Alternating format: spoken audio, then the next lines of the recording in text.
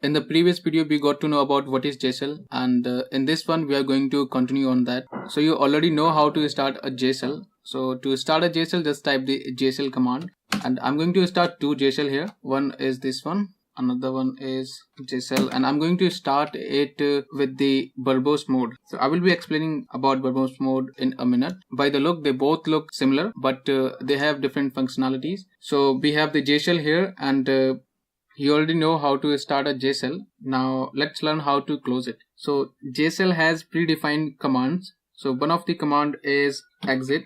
So this command is used to close the JSL. A command start with a slash. So that's why I have added a slash here. So let me hit the enter. And as you can see, I have closed the JSL. Let me start it again. And let me make some room here.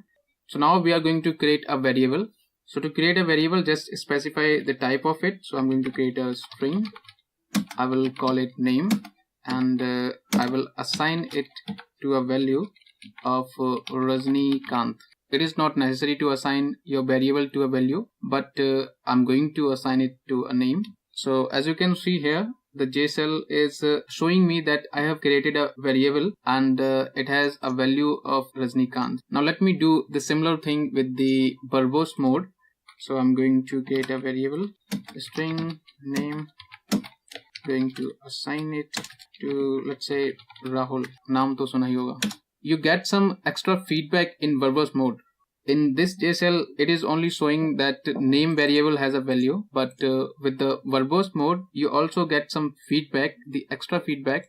And as it's showing here that you have created a variable called name, and it is of type string, and it also shows that you have assigned it to a value of Rahul. So in the verbose mode, you get these extra feedback to make you understand that what you are doing with the JSL, and this I think is helpful for a beginner. That is why throughout the series we will be using JSL in verbose mode, and as you will grow familiar with the JSL, then you can switch to more concise normal mode where you don't have to see the extra feedback in the JSL. So now you know how to create a variable and how to start the JSL and how to close it. Now you may have a question that what if I create so many variables and I just lose the track of them? So how I will know what are the variables that I have created? So JSL also have a command called list. So let me create a variable again. So this time it would be int. I will call it money, and I will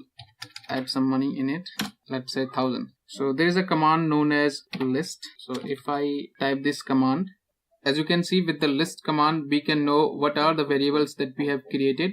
It will also list out the functions that you will create with the JSL, and all the things that you will execute within the JSL, it will list them out. JSL accepts all kind of Java statements such as variable, expressions, methods, class definitions, your imports, and in the JSL they are also known as snippets. So we will be using these all snippets in the upcoming videos. So stay tuned with the series. It is a quick series, so it won't take too much time. And so yeah, that's it in this video, and I hope you learned something, and I'll see you in the next one. Till then, peace out.